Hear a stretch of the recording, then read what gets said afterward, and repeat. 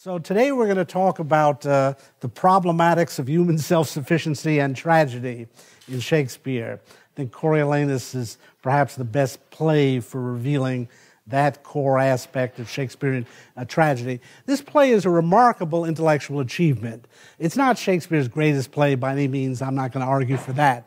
But in a certain way, it's his most remarkable intellectual achievement in that it required such a leap of imagination to create this play. Here's Shakespeare living under a Christian monarchy, and he thinks himself back into a pagan republic.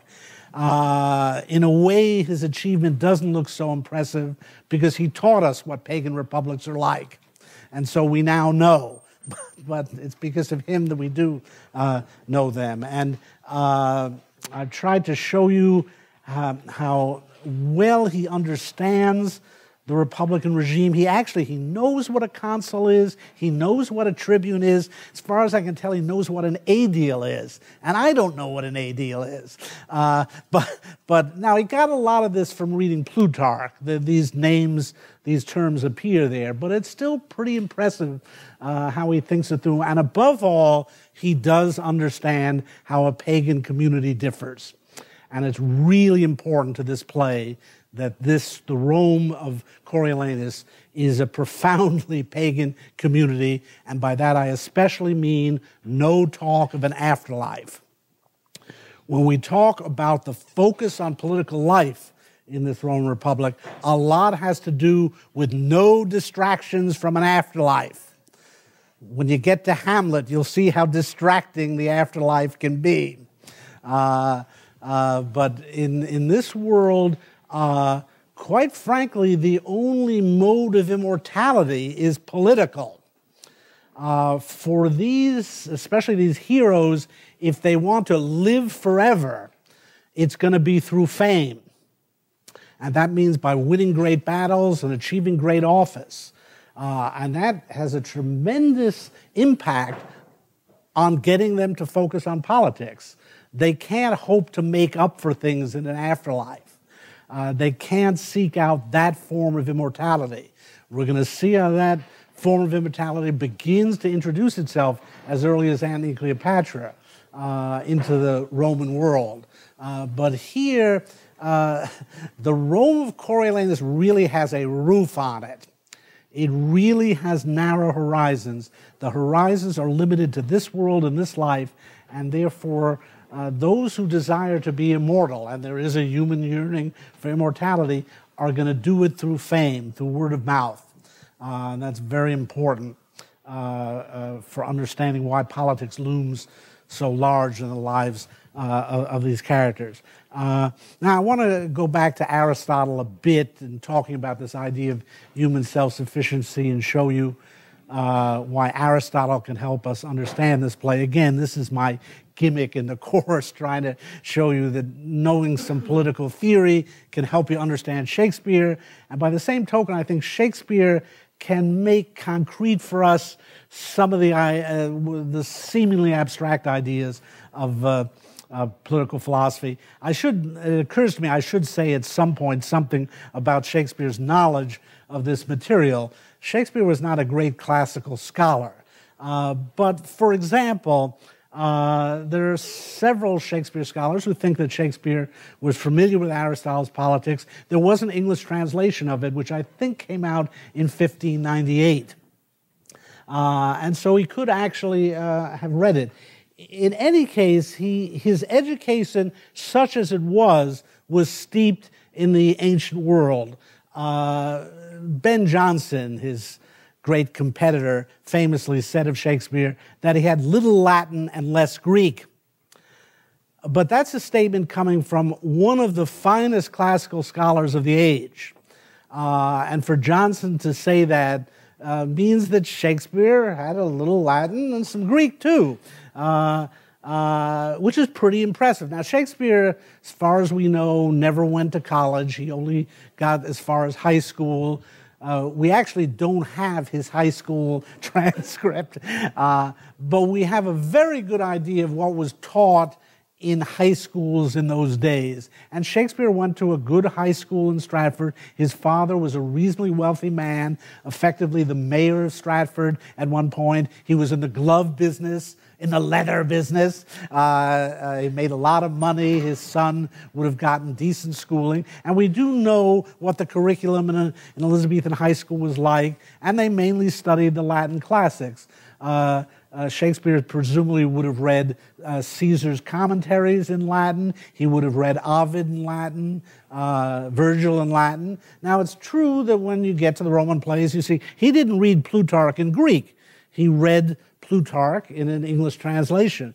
I'm going to show you sometime soon when we get to Julius Caesar, where Shakespeare actually corrected a mistake in North's translation of Plutarch. Again, he, like many of us, he would use translations, but he had some familiarity with Latin and even with Greek, and there were signs that he might have read some Plato, and as I say, signs that he might have read some Aristotle. So without having to claim he was a great classical scholar, when he looked for knowledge, one of the places he would have turned was to the ancient Greeks, and especially the Romans. Some of his earliest plays, Titus Andronicus, reflects the influence of the Roman dramatist Seneca. Comedy of Errors is based on a comedy by the Roman dramatist Plautus, and so on. So it's not implausible that to make reference to the ancients with regard to Shakespeare. He even has a character mention Aristotle in his play Troilus and Cressida. So I was talking last time about Aristotle's notion of the polis, which is very important. You may notice from that that's the origin of our word politics. The book we called Aristotle's Politics is called Greek Ta Politica. It's the book about the polis. And it shows you to understand politics, you have to know something about what this polis was like. And I was talking about Aristotle's view of the polis in terms of the notion of human self-sufficiency, that the polis, in effect, is the unit of human self-sufficiency. It's the critical mass of human beings you need to be able to fulfill all the human needs. It's hard for us to get back to a sense of this ideal of self-sufficiency in the ancient cities. I can maybe make it most concrete for you by reminding you these cities were walled. For us, a city is kind of a rough urban core that sprawls off into the suburbs. There was a much more definite sense of the city as a unit in the ancient world, largely because the cities, for defensive reasons, were in fact walled. But in some ways, that's very symbolic of what the polis is. It sets itself out as this unit of self-sufficiency. Now, when we think of self-sufficiency, we think mainly of food. And indeed, there's a sense to that the polis is that community that has solved the basic problem of feeding its population. And that's what then liberates them to go off and do these other things. Now, I'm reading some stuff into Aristotle here, in some ways drawing upon Plato's Republic, but I do think that from Aristotle's point of view, the polis is that size community that allows for the division of labor. That is, we got enough food, so not everybody has to spend all their time raising food. So some people can start making shoes. Some people can be carpenters. Some people can be painters. And indeed, one way I like to think of it is to think of the relation of the theater to the city, because these ancient cities, particularly Athens, but even we now know from excavation Sparta, they had theaters. Now, nobody in his right mind would create a city to have theaters. But it is a funny thing that once you have a city, you can enjoy the luxury of a theater. Again, when you reach a certain level of what we would call economic development, and when a lot of the basic human needs are roughly satisfied, you can allow a few lazy people to sit around all day and just write plays and not have to work. This obviously was what was going on in Athens. And there it is, something that we think of as a peak of Athenian achievement. The Greek drama is a kind of byproduct of Athens as a city. Again, when people were living in caves and struggling just to feed themselves and just warring on each other. And that's the way Aristotle pictures the pre-political situation, because he, in fact, quotes a passage from Homer about the Cyclops when he's trying to illustrate the pre-political condition. You know, no time to sit down and write plays. Life is a little too intense. But this is what Aristotle means when he says the city comes into existence for mere life, but it exists for the sake of the good life, or to live well.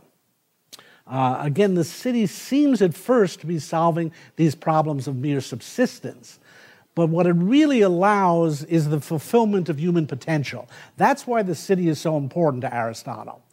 Again, when we're living in caves, when we're in isolated families, when we're in warring tribes, there's a lot of things we can't do because the pressure of necessity is so great. What the city does is to relieve the pressure of necessity and allow some people to have the luxury of what we would call creativity. And this is why the city is so important. It allows for the fuller fulfillment of human nature. For Aristotle, the nature of a thing is the perfection of the thing. So to understand human beings, you don't want just the average human being or human beings reduced to the most basic primitive level. You want to see human beings at their best.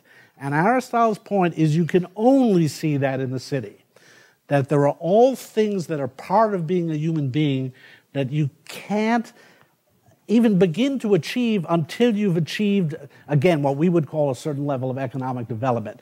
Vision of labor is a wonderful illustration of that. So Aristotle's famous statement about the city, and we're going to see this illustrated in Coriolanus, is a man without a city is either a beast or a god.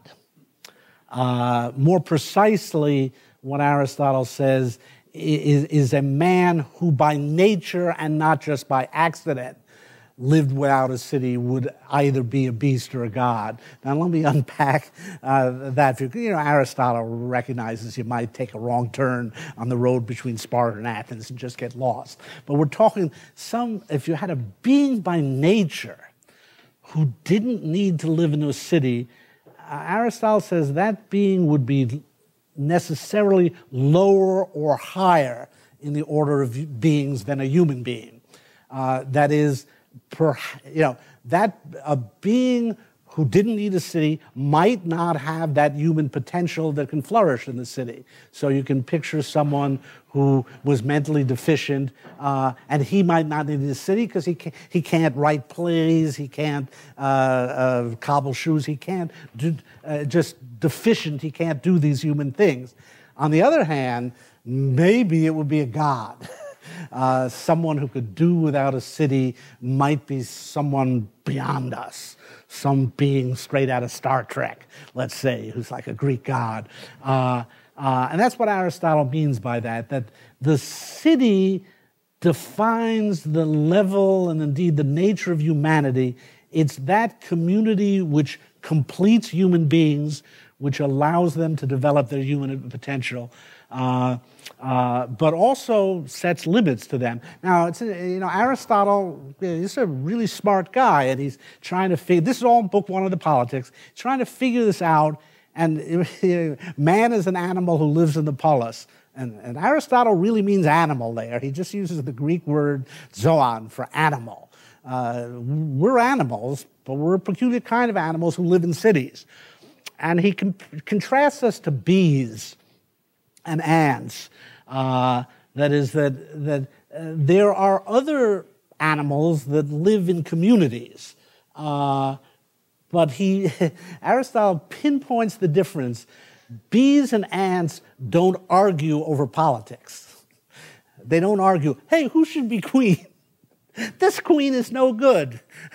We need a better queen. And here Aristotle ties our living in cities to our language. It's in the nature of human beings that they speak and they argue. The Greek word logos, which means speech, also means argument. And you see, there are other beings that live in what might look like cities. large communities, ants and bees. I'm in the home of E.O. Wilson here, and we know that ants live in very complicated communities. But it's different from human communities because, as we would now say, ants live in communities by instinct, and human beings don't. It's what's very strange about the polis for Aristotle. That we live in the polis is natural, but which polis we live in is very artificial and depends upon the different conventions that a city enacts, the different laws it enacts. And so you could say it's natural for us to live in cities, but what precise form the city will take is a matter of convention and depends upon the individual city. That makes human life very complex, as Aristotle presents it. And indeed, in general, I'd like to say that his notion of the city is a kind of formula for tragedy. And in many ways is the formula for Greek tragedy, and I'd argue for Coriolanus, and in some ways for Shakespearean tragedy. What I mean by that is this.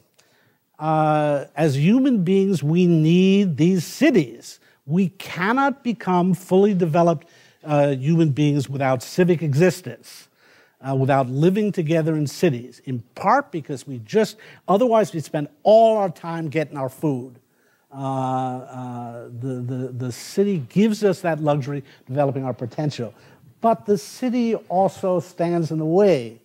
The city rules you. It makes laws. It has regulations. So you can't be a human being without a city. You can't be exactly the kind of human being you want with a city. The formula I'm trying to develop today is the city can't live with it, can't live without it. That's the formula for Coriolanus. It's the formula for all these tragic heroes. That they can't become the heroes they want to be without a city, and yet with a city, they can't become the kind of heroes they want to be. You could put it this way, and I think this is implicit in Aristotle's analysis. Human beings have a strange wholeness and partiality.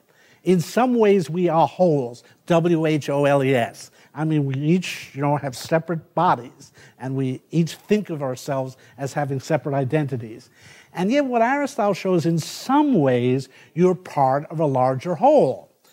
You're part of a city. And you can't fulfill yourself without that. An isolated human being is either a beast or a god, either something lower or higher. Or Aristotle uses the image, an isolated human being would be like a single piece of a chess set. Now, he uses some name for some Greek game, but you just take a piece of a chess set. What is its meaning in isolation? Now, because we know the whole game, we'd say, oh, the rook, that's this piece that moves along files. But no, in some ways, all those pieces of the chess set are parts. They're, you can see a whole rook and a whole knight and so on, but each one's part of a larger set. And in a way, that's the way Aristotle views human beings. We are wholes, but we're also parts of this polis. And now that's related to this eros-thumos problem we've been talking about. Eros reflects the human sense of partiality, that we aren't complete in ourselves. It's another reason why you don't see isolated human beings. They are attracted to each other, if for nothing other than sexual reasons. Thumos is that claim to be a whole, to be self-sufficient. And again, Shakespeare is so good at defining Coriolanus that way. The man who wants to stand alone as if a man were author of himself and knew no other kin. In some ways, that is the formula for the hero. It goes right back to Achilles, to the idea that there's this one guy who makes the difference and can win battles virtually single-handedly. So anyway, if you see, in some ways we have eros and thumos because of this peculiar character of human nature that we are always both parts and wholes, especially in relation to the city. And again, we can't fulfill ourselves without other human beings. On the other hand, other human beings constantly stand in the way of our fulfillment. So in fact, what we see in Coriolanus is, two related propositions. From the hero's point of view, the city, you can't live with it, you can't live without it. From the city's point of view, the hero, you can't live with him, you can't live without him. I mean, it's kind of a bad marriage here. This sense that these two entities, the city and the hero, they need each other. And yet they're in a profound tension. They get in each other's way. Okay, let me pause here. That's a lot to lay on you. Any questions about that? Again, as you think through this idea, man without a city is either a beast or a god. I'll even show you how that works out in Coriolanus. So let me now try to go through the play with these ideas in mind. From the point of view of the city, I think it's fairly clear what the issue is. These cities think of themselves as self-sufficient. They got their walls up. They're ready to go about their lives. They don't want to have to deal with Volskis or other strangers. We're Romans. We're all we need. And yet there's war. There's war between these seemingly self-sufficient cities, and their walls can't stand up. So they need heroes. And they deeply need heroes. It's particularly interesting. We have to, again, recapture something of the age here of what a military hero means in 500 BC. Shakespeare makes a point of suggesting this here. Page 76, for example. So this is Act 3, Scene 1, about line 221. When things are starting to go tense in the political negotiations here, Coriolanus draws his sword. No, I'll die here. There's some among you who have beheld me fighting. Come try upon yourselves what you have seen me. And one must picture the action coming to a dead standstill there, as all these plebeians freeze up and remember what a monster this guy is with his sword. Or then on page 77, line 242, on fair ground I could beat 40 of them. And I believe Shakespeare's suggesting that's about it. Coriolanus could handle 40 of them. Now, this is the best analogy for us would be samurai warriors. And if you've seen enough Kurosawa films, just set Toshiro Mifune going on, he can beat 40 of them at a time. It's a world of aristocratic warfare where sheer size and power, the mere ability to eat enough food to get into shape, really creates almost a physical difference between the orders of human beings here, that the great warrior patricians just look like something monstrous to the ordinary people. It's hard to find analogies to this in the modern world because technology has become the great equalizer in modern warfare. Give somebody an Uzi, and it doesn't matter how big the other guy is. And indeed, how many of you have seen the Ralph Fiennes film of Coriolanus? Well, that's good. I fortunately got a defective DVD copy and couldn't watch more than I could watch anyway. It just seemed awful to me because they updated to Bosnia, and they got automatic weapons. And, I'm sorry, if they got automatic weapons, Coriolanus loses his edge, if you'll pardon the pun. It's only in a world of swords that one human being can stand out this way. And again, Shakespeare emphasized it, the way the serving men among the Volskis react to Coriolanus on page 110. They're just frightened of him physically. It's the top of page 110, Act 4, Scene 5, line 157. What an arm he has! He turned me about with his finger and his thumb as one would set up a top. Now, in fact, they didn't regard him until they found out who he is. But still, there is this sense of the physical presence. You guys ever stood next to a professional football lineman? Anybody here ever done that? It's kind of hard to believe they're of the same species.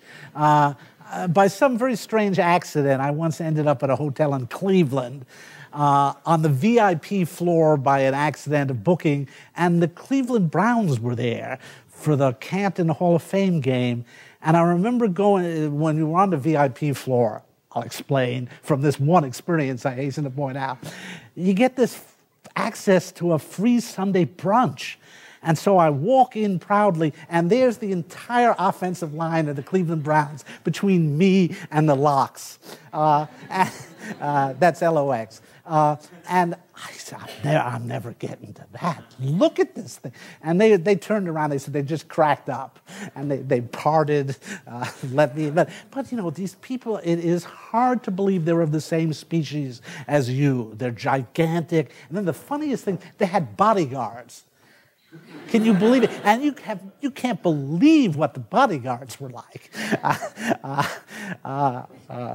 Anyway, but if you picture some athletes, you have some idea these ancient warriors were athletes, but really serious athletes who carried swords. And so there is a sense in this play that the ordinary people are in awe of these great warriors. Now, it's in part because they're just physically in awe of them, and they're so dangerous, but also because they need them. And so they're disposed, in fact, to honor them. This is a play about the popular element of the Roman regime, but I keep cautioning you not to think of this as democracy. The plebeians have a limited role in the regime, and in fact, they are aristocratically disposed in this sense. They pretty much accept the idea that these patricians are great men. There's some of them, like Menenius, who look kind of ordinary to them, and they fraternize with them. But they look at Coriolanus, and they're frightened. But he's their monster. And they love him for that. So anyway, you see the problem. One of the fundamental problems of the Republic is the disposition of the people to go over to the side of a great patrician, to worship him, to treat him as a god, and we'll see how that develops in the play. In Coriolanus, it looks as if the problem is that the plebeians don't sufficiently honor one of these great men, but in fact, you can see they're headed in that direction, and it's only Coriolanus's insistence on alienating them that prevents it.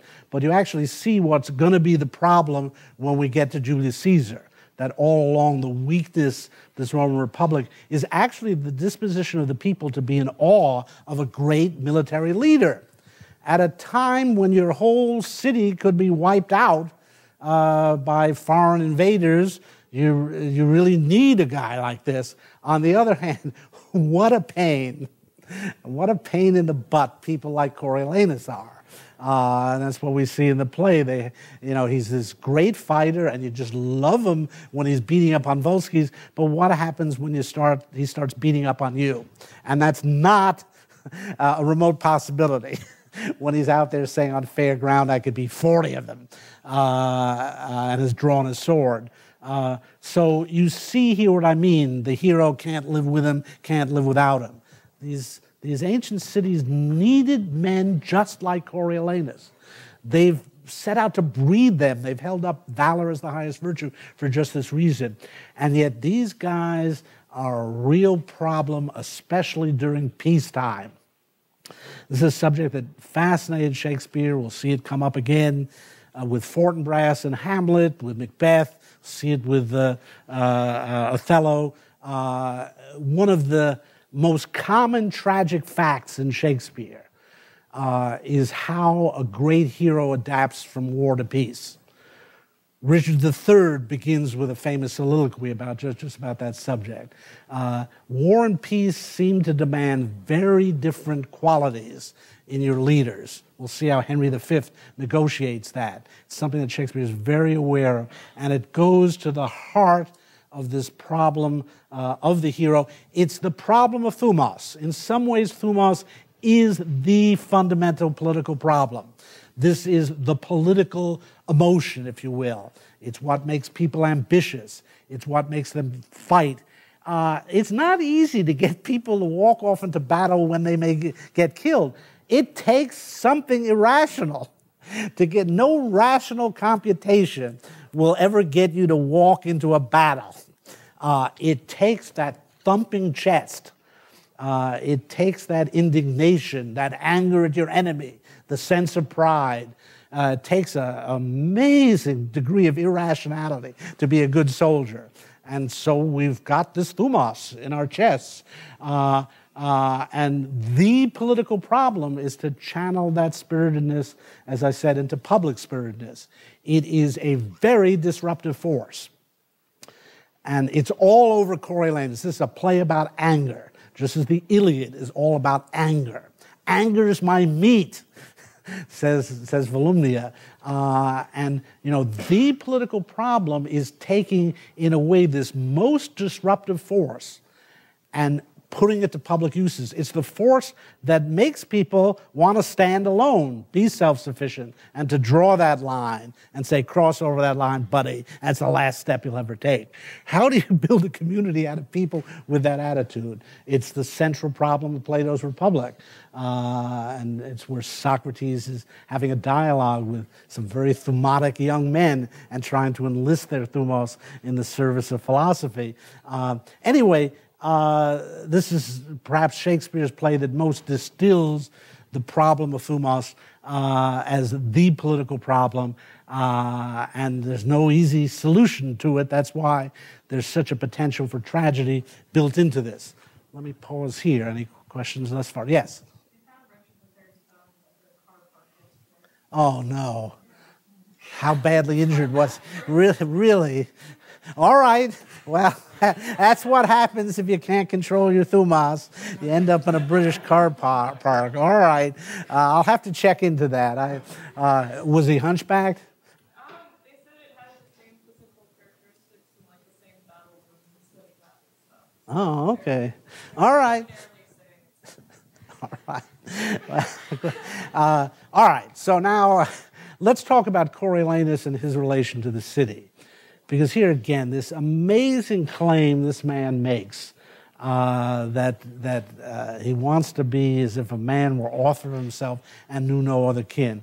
Now, there's several ways in which that is obviously untrue. In a way, it's what motivates him. That's his goal.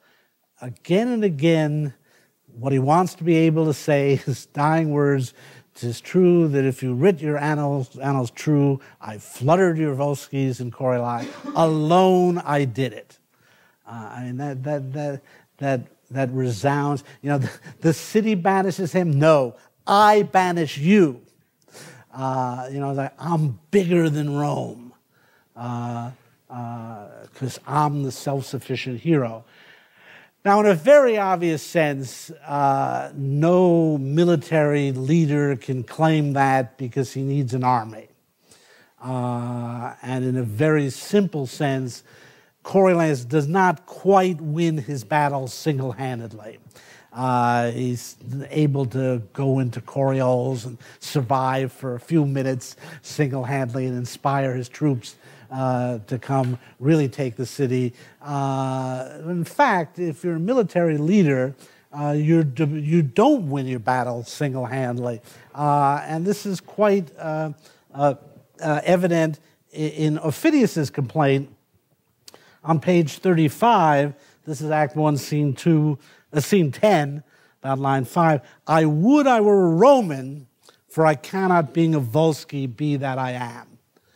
There you see the problematic status of the hero.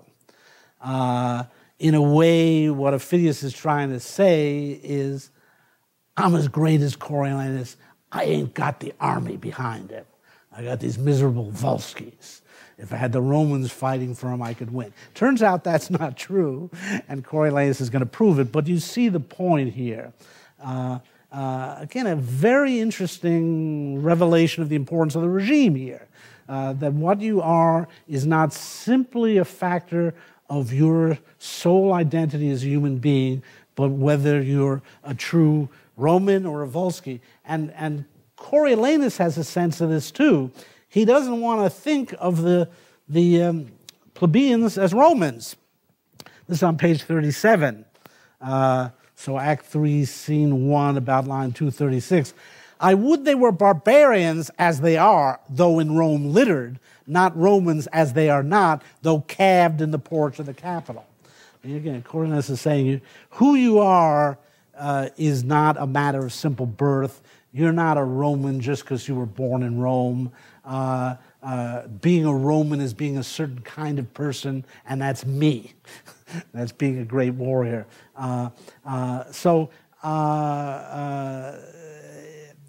In these circumstances, a military leader to claim he's self-sufficient is particularly weird.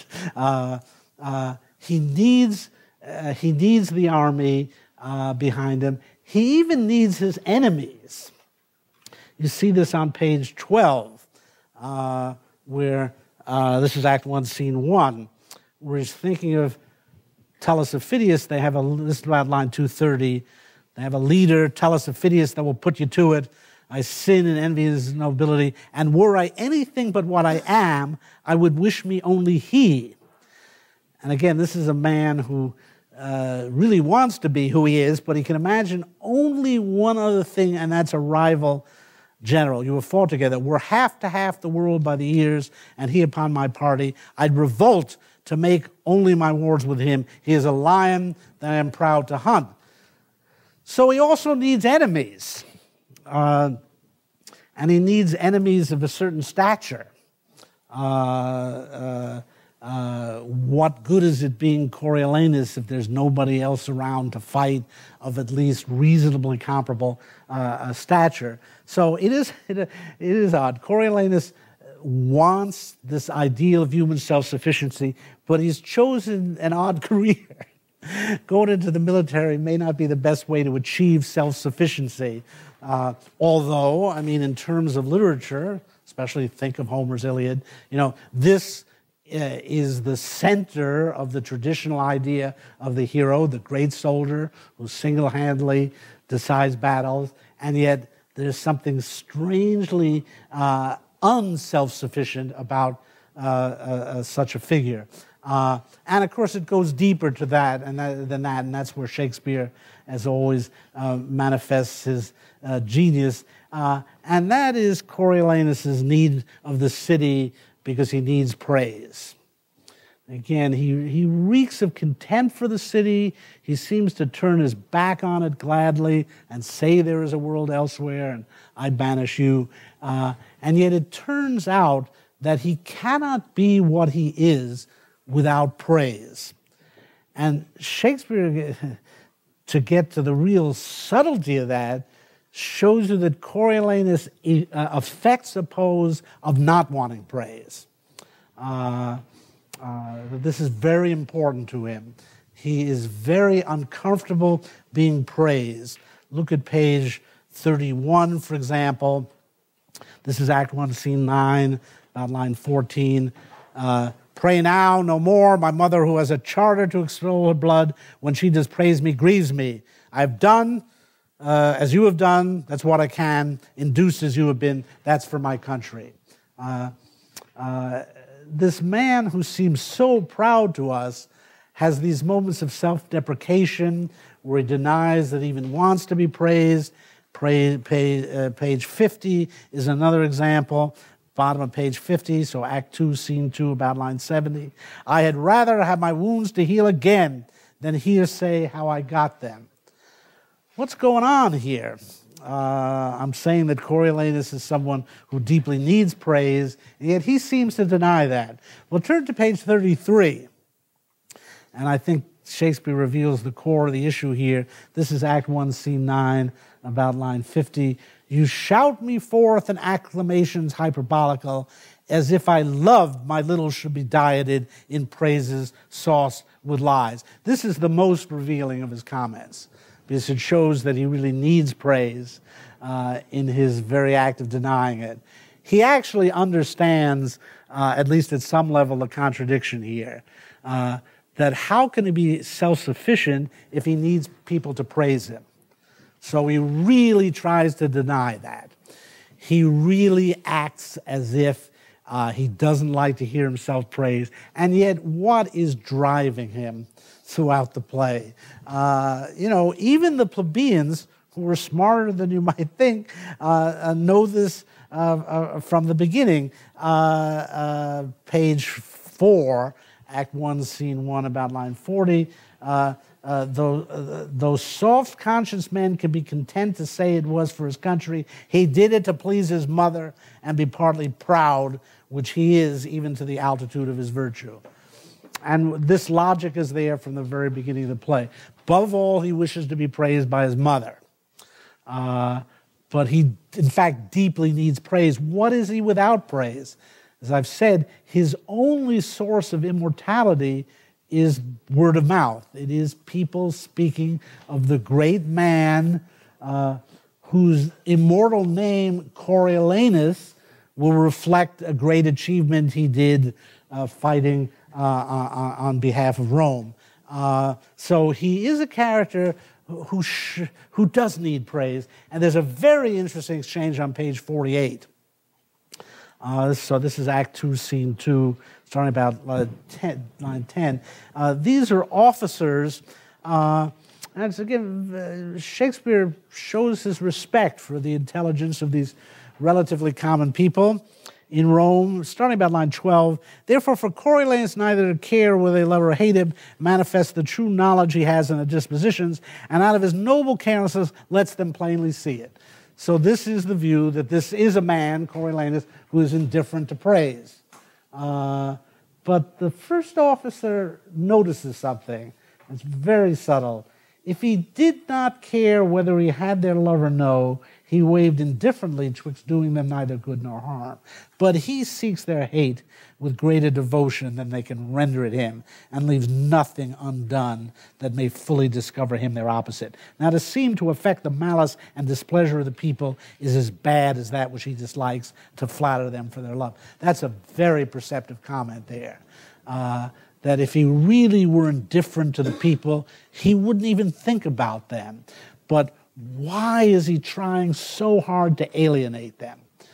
Well, in fact, because he's trying to prove that he's above the need for praise. It's actually his secret dependence on the plebeians to honor him that makes him try to affect and despise them. Let me point out parenthetically, just as a matter of scholarship, that passage comes from Plutarch, but not from the life of Coriolanus.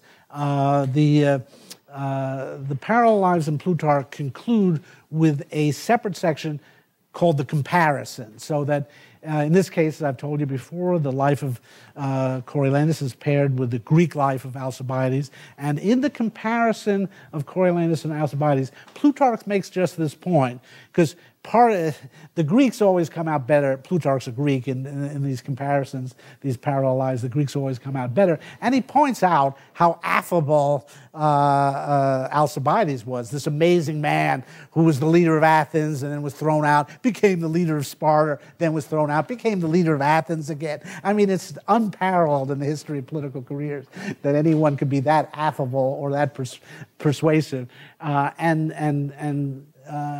Plutarch faults Coriolanus for unnecessarily alienating people and offers Alcibiades a contrast and makes just that observation. I just mentioned this because, again, Shakespeare's reading, he's not a scholar, it's not vast, but it's more extensive than a lot of people acknowledge. And it does appear that he rummaged through Plutarch's lives and he was out to learn as much as he could from Plutarch. And that's one of the cleverest things he learned there. So what we see about Coriolanus is, in a way, his own fear of his need for praise. He is what Aristotle would call a great-souled man, the magnanimous man. He really is a remarkable man. But he doesn't feel comfortable with any reflections of neediness in him. So there's that wonderful moment after the battle with the Volsces when he remembers this Volsci that helped him. And he asks as a favor that this man should be set free, and then he forgets his name. Now, Shakespeare adds that detail. The incident of Coriolanus asking for the man to be freed is in Plutarch, but there's no business of his forgetting the name. But it's so telling about Coriolanus there that he doesn't really like to remember debts. He doesn't like to remember that he owes anybody anything. He is the man who would like to stand alone as if a man were author himself and knew no other kin. And this is why he moves in this inhuman direction in the play. And it's a real test here of human self-sufficiency. Here's a guy who's going to push the ideal of human self-sufficiency as far as it can go. He has one thing going for him, his incredible soldiership.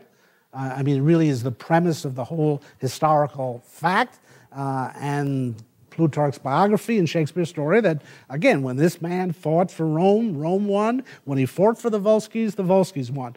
How could you come closer to the ideal of being that unique man that makes the difference? Hence, Shakespeare develops Aristotle's formula that a man without a city is either a beast or a god in this play. And a lot of people feel that he's doing that deliberately with Aristotle's phrase in mind. So, on the one hand, Coriolanus becomes a dragon.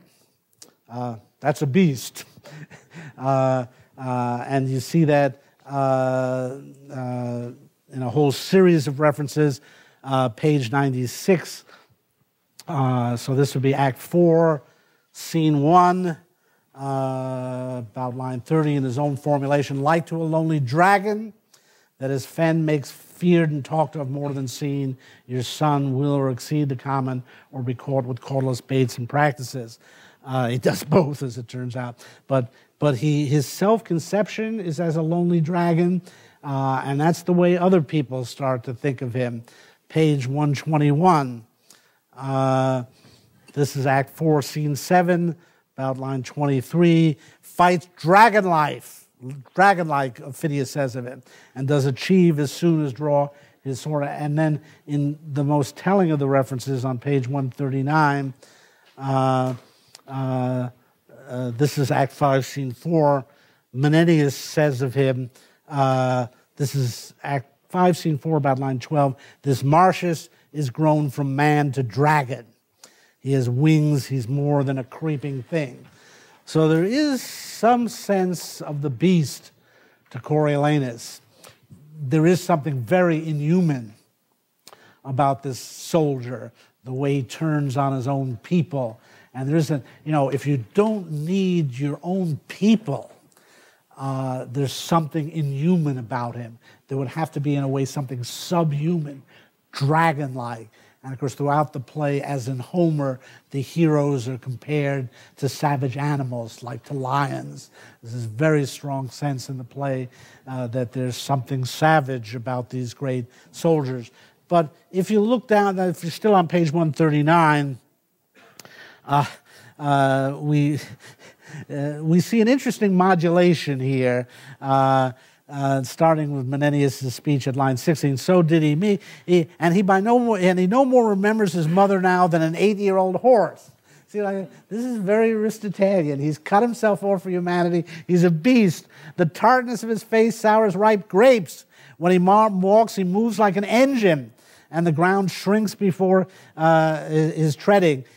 He is able to pierce a corselet with his eye, talks like a nail, and his hum is a battery. Now he's truly inhuman. He's a machine. He is indeed a killing machine. He sits in a state as a thing made for Alexander, as if he's a statue of Alexander. That's a bit of an anachronism there, but let's not worry about it. What he bids be done is finished with his bidding. He wants nothing of a god but eternity and a heaven to throne in. There's the modulation from the beast to the god in one speech there. I think it's good evidence that maybe Shakespeare really had this statement of Aristotle's in mind. Because at the same time, as we picture Coriolanus as a beast in this play, he's also frequently imaged as a god. And that's really, the question that his whole career raises. he seems inhuman to us, especially turning on his own people this way. And yet, what does that show? Does it show that he's a beast and somehow lesser? Or is he someone who's passed to a higher order and now is above ordinary things? And so there's a lot of imagery in the play that also compares him to a god. Even before he turns on Rome, if you look at page 45, for example, so this is Act 2, Scene 1, when the tribunes are describing this reaction, how everybody's come out to see him. Think of this as you start Julius Caesar next time, because Julius Caesar will get a similar reception in Rome, and with tribunes complaining about it. But pick up at line 224 on page 45. Such a father as if that whatsoever God who leads him were slyly crept into his human powers and gave him gracious posture.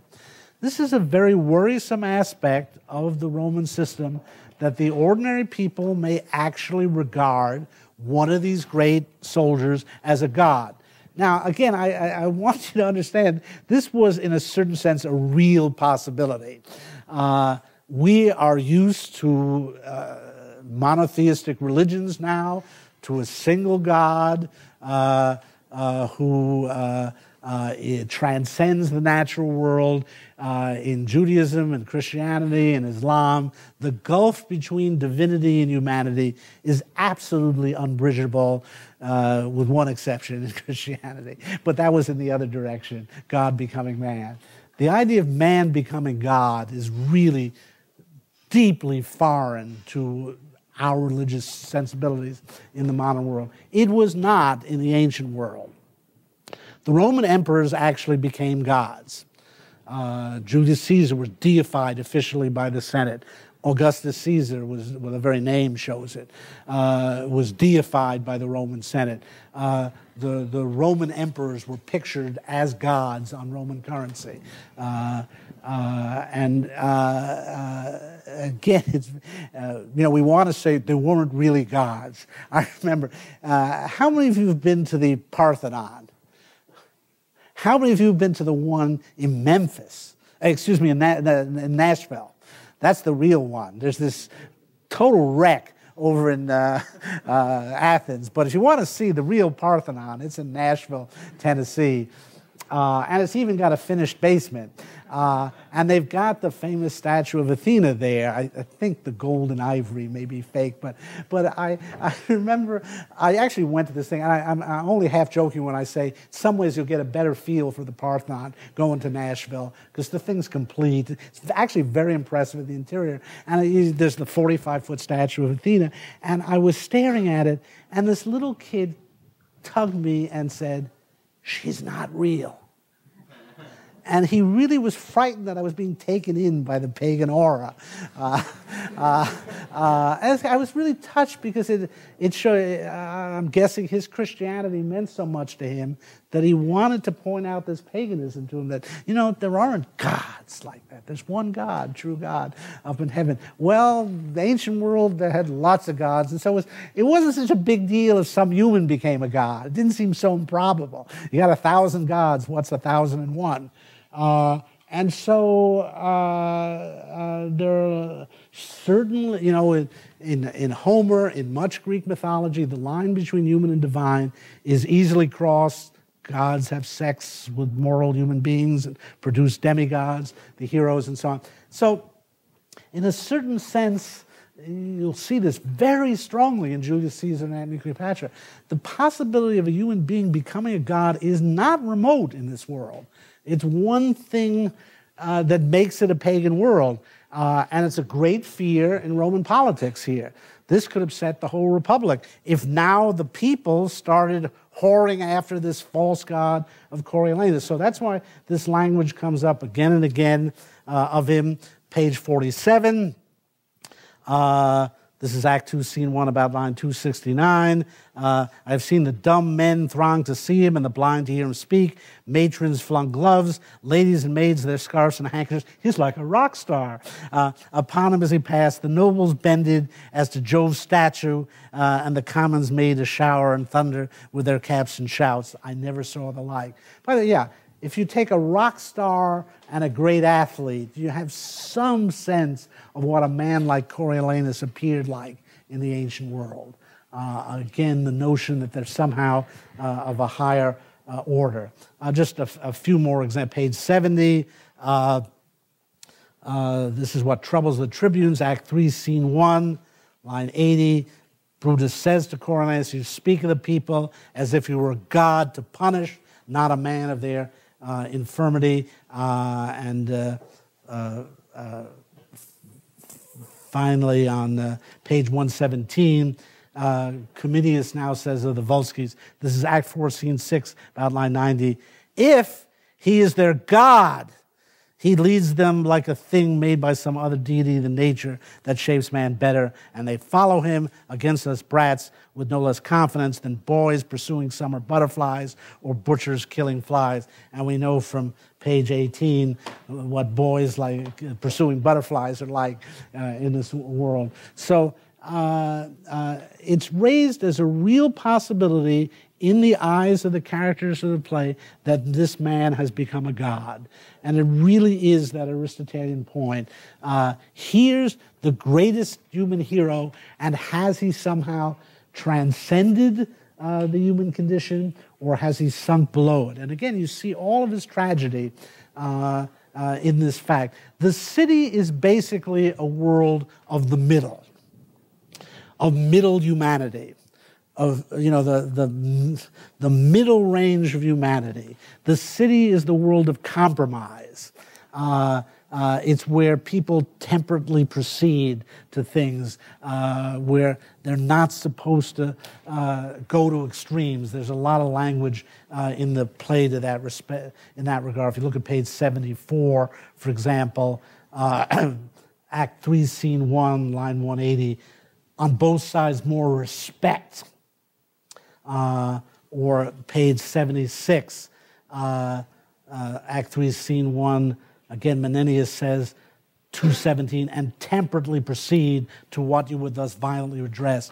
That the city is defined by the middle here of people compromising. Well, in some ways, the city most fears is uncompromising people like Coriolanus. Again, you see, if you will, the tragic dialectic here. The city wants these great heroes. It wants a god to lead them. But once, beware of what you wish for in the ancient world. Because if you get that god, he's going to be very difficult to manage. So there's a kind of tension between greatness and mediocrity in the city. The city is defined in a way by those interchanges between Menenius and Sicinius and Brutus, where they would be able to achieve compromise. They would be able to make the city function on the level of ordinary human desires. What goes haywire in the city is when you get a character like Coriolanus, who actually does what the city wants from him. They want a god. They want an extraordinary soldier who is unlimited in his greatness. And yet when they get it, they are really worried about having it. Okay, let me pause here and see if any questions. Yes? I guess I've got one that I'd like to point to primarily.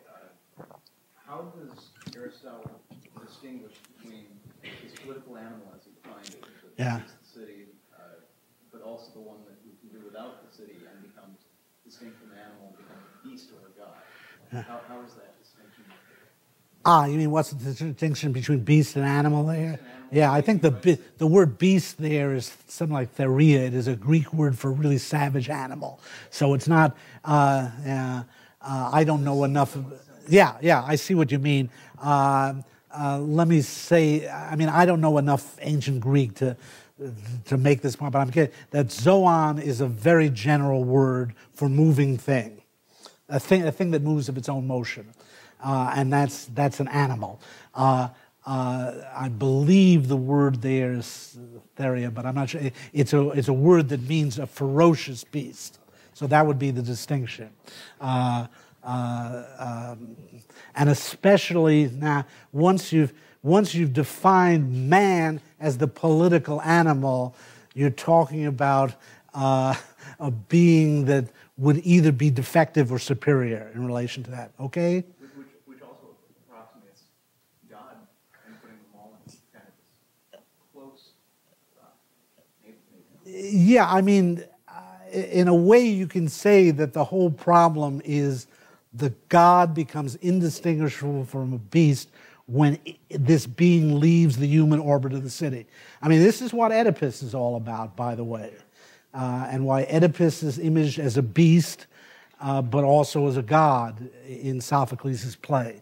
And this whole, I think the whole of the Oedipus Tyrannus can be worked out in terms of Aristotle in just those terms. It's a very similar idea. And, you know, Oedipus is so puzzling and so tragic for just this reason. Is this guy above us for what he did, or is he horribly below us? And the answer is both in the play. And, yeah. And I guess I've got one other. I just don't have a good knowledge of history. Is this Brutus meant to be Lucius Junius Brutus or the later Brutus? No, this is a plebeian. So the fact is, the name Brutus comes from Plutarch, so Shakespeare used it. But this is not of the Brutus family. It's not the Brutus, Lucius Junius Brutus, who expelled the Tarquins, and he's now related to Marcus Brutus. It's just a kind of accident that he's named Brutus. But it is interesting. It's a little. If it weren't, it's so it's so funny. Plutarch says that, you know, there were 5 tribunes, and he gives 2 names, and so Shakespeare has only the 2 names, and he uses them. But anyway, other questions? Okay, now let's look at the turn in Coriolanus in light of all this. I mean, in some ways, you can see how problematic his quest is. Human beings are not self-sufficient.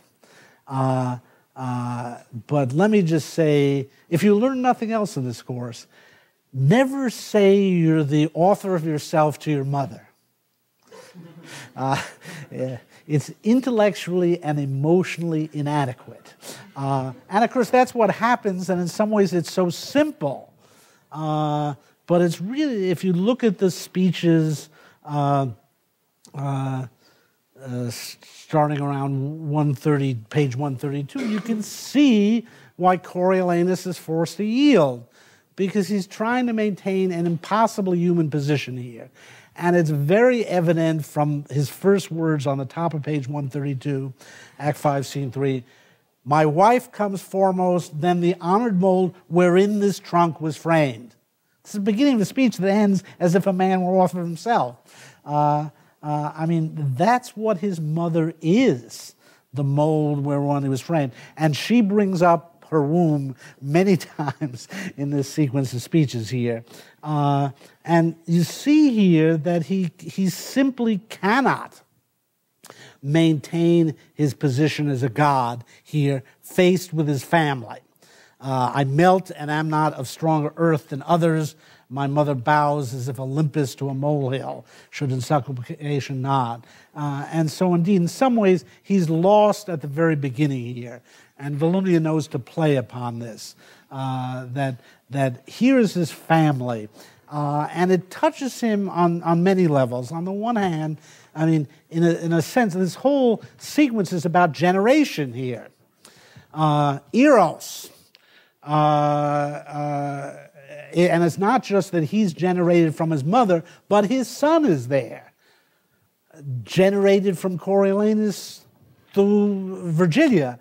What we have here is, the Roman family in its purpose of harnessing Eros, the power of generation, sexual generation, to provide the city with citizens. And yet it turns out it's very lucky for Rome that it did not fully absorb the family. Remember I said one of the characteristics of the Republic is that institutions or forces that we normally think of as independent of politics, like religion and the family, tend to be absorbed into the orbit of the city in this world, but not fully.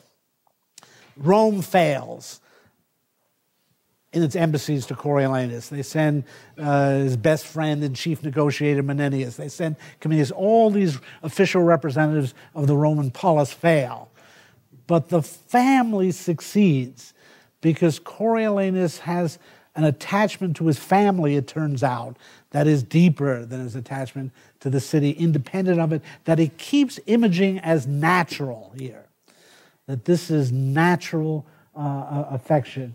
And again, it has many ramifications. For example, what we see here is the importance of his name. Volumnia points out to him the self-destructive nature of his enterprise, that if he destroys Rome, he will destroy the only basis of his fame. And again, it is one of the great ironies. His name is now Coriolanus. And as he's about to learn, that name is not going to get him much honor among the Volsces. So he's, in a way, his quest for immortality is tied to Rome here. And he learns if he destroys Rome, he has destroyed himself. Moreover, you have the whole sense here of his family as a line. That it's very important that he has this son, Marcius. And Marcius has said, I'll run away till I'm older and then I'll fight. In a way, what Volumnia brings out here is the self-contradictory nature of his enterprise here, that he is, when all is said, still a human being, and that means a citizen of his country, the child of his mother, the husband of his wife, the father of his son. What comes out here is all the many ways in which he, a la Aristotle, is integrated into a community, and that he cannot stand as if a man were author himself and knew no other kin. And again, it's obviously very strong here that it is his mother who's presenting him with these facts, and as her last trump card at the end on page 137. So Act 5, Scene 3, about line 177. Come, let us go. This fellow had a Volscian to his mother. His wife is in Coriolis, and his child like him by chance. He can't accept that. He cannot live with that, even though in some ways it's his claim. He's claiming, I'm above all this. I have no human ties. I don't need them. And, it's hard to say, how to react to this. There's a very strange thing in Jonathan Swift, somewhere in his notebooks, where he talks about list of contemptible actions. And one of the things he lists is Coriolanus yielding to his mother. And, I did a double take the first time I saw that, because it's very hard for us not to see this as a very human moment. And most critics talk about Coriolanus reclaiming his humanity here, but I guess Swift felt, no, to be, a really extraordinary person would not have let these normal common affections affect him. I think Shakespeare is showing here that it is indeed very problematic to step outside of all human ties and be self-sufficient. You would either have to be a beast or a god, a dragon or a god, in the terms of this play. And so instead, Coriolanus says, I melt. And again, it's very interesting. That's still on page 132 there, that line 28, I melt. One thing you might look for in this play, and especially Antony and Cleopatra as its companion piece, there's a lot of images in both plays of hard things and melting things. And hard things are thumos and melting things are eros. Coriolanus is obsessed with solid things. They reflect his sense of his own solid identity, separate from other human beings. But even he, in the end, melts. You'll see in Antony and Cleopatra, people are melting all the time because they're so erotic and kind of melting into each other. So I think this play, it is, in a very Aristotelian sense, an attempt to define the human condition as that middle condition between God and beast. where people have to yield to fit into the community and in which they can't be absolute. And yet it reminds us of the fact that in some ways we want absolutes, that the hero is the man of absolutes, the unyielding man, and that's what makes this tragic then. Coriolanus himself says that this yielding to his mother will be most mortal to him, and indeed it turns out to be that way when he goes back to the Volskis. So I think this play in some ways distills in its clearest Shakespeare's sense of what the relation of the hero to the ordinary community is. The ordinary community functions, it can live, it can generate its future, it yields, it is human beings in their mediocrity, in their middle state, coming together. And yet, when you look at a Coriolanus, you say, there's really something quite extraordinary about this man and his unwillingness to do this, even though in the end, even he melts and has to give in to the community. But that tension goes to the heart of tragedy in Shakespeare, that the hero doesn't fit into the ordinary community, and that says something about the hero. There's something peculiar and peculiarly uncompromising about it. But it also says something about the ordinary community, that in a way it is too yielding and too compromising and cannot produce great individuals according to its vision. Now, any questions about that? Yes? So if you tie together what you just said about the Roman family with your earlier comment about Plutarch considering the Greeks superior to the Romans, wouldn't one way in which the latter is true be Greek homosexuality, in the sense that these great Greek figures were more capable of becoming gods because either they didn't have children, they didn't very much care about children, think about Achilles or Alexander. Yeah. Or Socrates or Plato. They either didn't have children or didn't care for them, didn't have wives or didn't care for them, were preoccupied with men. So wouldn't that be a way in which they were more capable of transcending the human condition and becoming gods? Yeah, but there's a lot of homosexuality among Roman emperors, so I don't know if there's that strong a distinction between Greeks and Romans in that respect. You know, I didn't dwell on it, but those speeches when Cominius and Coriolanus talk about having more joy and greeting each other on the battlefield and when they met their wives, and Orpheus does the same thing. That seems to point in the direction of homosexuality along the lines of the Iliad and Patroclus and Achilles. So I'm not sure. What do you the distinction between Coriolanus and, say, Achilles or Socrates or Plato or Alexander? Well, between Coriolanus and Alcibiades, that would really work that way. And then, I mean, you could probably make some connection then between homosexuality and philosophy, as going in this unconventional direction. But I don't know that that interests Shakespeare in this play.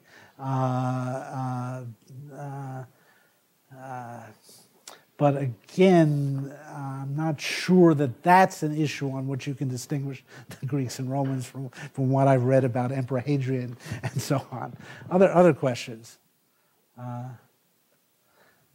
Okay, let me finish up now in a way that will take us on to Julius Caesar. That is, this play is a tragedy, and in a way, things look catastrophic. Rome was almost destroyed. It expels its greatest soldier in the process. How many of you would bet money on the Roman Republic after reading this play? I mean, you would think, I'll give him 10, 15 years after this. And Coriolanus more or less says that. You expel me and you'll be exposed to every possible danger. And yes, the Republic will fall 450 years later. And this is a defective regime. Shakespeare has shown many problems with the Roman regime. But how is it that Coriolanus proved to be such a bad prophet that the regime that he said was so defective managed to last 450 years and not just creep along for 450 years, but conquer the rest of the Mediterranean world in the process? Well, the answer is that Coriolanus, in a weird way, secured the future of the very regime he despised and said would fall. And I'd like to suggest that Rome actually learns lessons from this story. Shakespeare doesn't spell them out, and if we didn't have the rest of Roman history, it would be hard to prove this from the play. But let me just say what I think the plebeians and the patricians learned from this story, because it did not repeat itself. The plebeians learn caution and moderation. They have come very close to getting their city destroyed. Yeah, they exercised their power and they showed the patricians who they are, and they taught this guy Coriolanus a lesson. But they are scared within an inch of their lives, and we see them turning on the tribunes. And indeed, now again, I'm forced to infer this from the play, but also from Roman history and Machiavelli. That is, the plebeians learn, yeah, they have power, but they better be more careful in the way they use it. And they learn, maybe we need some of these patricians, and maybe we shouldn't be too eager to banish them. And indeed, it is true, and Machiavelli does point this out, that there were very few incidents like this in Roman history, where one of the great leaders of the city got banished. And many of them did very strange things, very dangerous things. And I can't prove this, but I think you can say that this story teaches the plebeians a lesson. And of course, at the same time, it teaches the patricians a lesson. That they see what happens when a patrician is too openly contemptuous of the plebeians, when he refuses to act a part in public. There's a lot of language of acting in this play, you might have noticed, where Coriolanus says, like a dull actor, I forgot my part, or his reluctance to act, to put on a show for the plebeians, proves disastrous for him, nearly disastrous for the patrician party, nearly disastrous for the patricians. And again, I'm inferring this, but you can bet that the patricians learned a lesson here too. And again, it's a lesson of caution and moderation. It's the lesson that Volumnia tries to teach Coriolanus, that you should hide your contempt for the common people.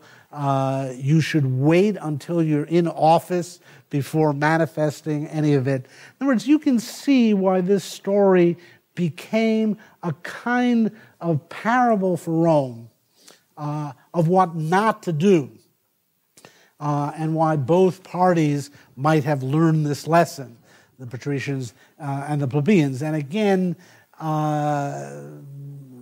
the fact that this Roman Republic survives another 450 years shows that they learned something of this. Now, the regime changed. We talked about how after about 150 years, plebeians became eligible for consul, and things kept changing. But still, the basic outline of this regime with the Senate, the consuls, and the tribunes lasts into Julius Caesar's day. And one reason it does seem to last is this story,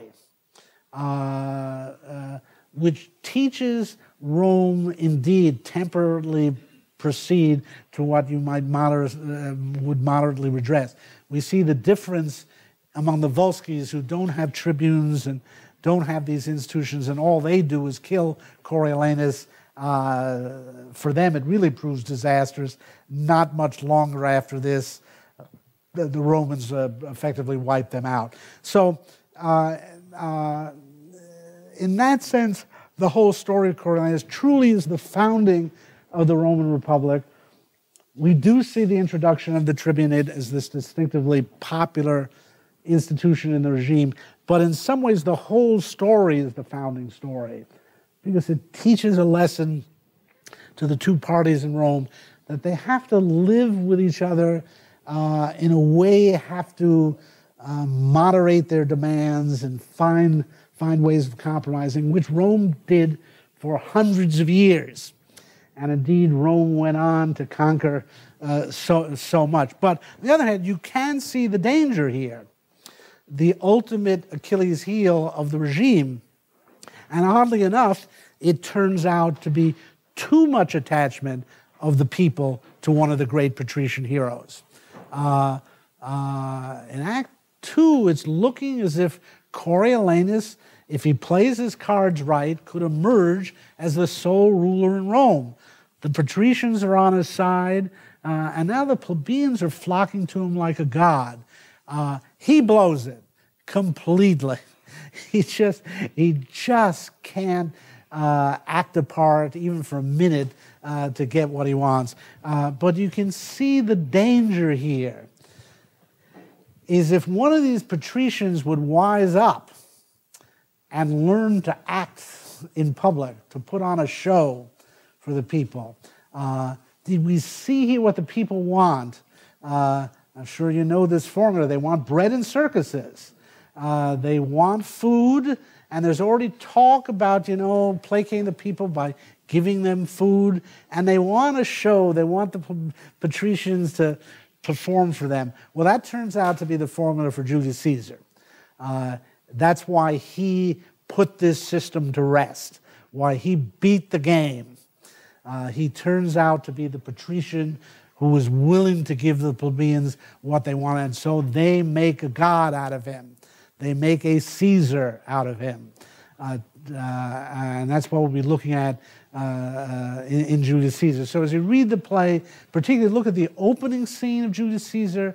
It's very similar to the opening scene of Coriolanus. There are plebeians, there are tribunes, and yet the interplay is so different, and you will learn so much of how Rome has changed between the earliest days of the Republic and the last dying days of the Republic. And think about Brutus and Mark Antony and their speeches to the Roman plebeians, how the treatment of the plebeians has changed at this point where the Republic is about to collapse into an empire. So we will enjoy the Roman Republic while it's ruling the world. We're going to see the Republic start to fall next week in Julius Caesar. And again, I'm going to get together with my TFs right now, and we'll try to start the process of getting the sections in place for starting next week.